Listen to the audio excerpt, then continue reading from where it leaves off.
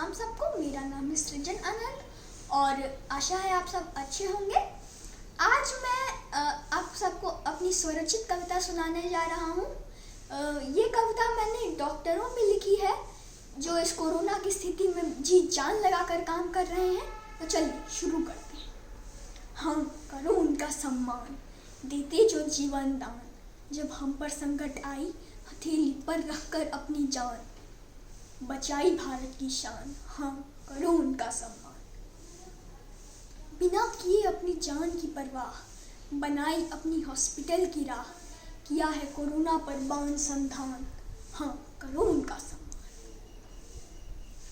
घर पर रह हम भी मदद करें, दे उन्हें छोटा सा उपहार, आइए मिलकर हम भी उनके मेहनत पे लगाए चांद चार, सच में वे हैं बहुत महान। हाँ, करो उनका सम्मान, समाये हैं उनमें भगवान। हाँ, करो उनका सम्मान। धन्यवाद।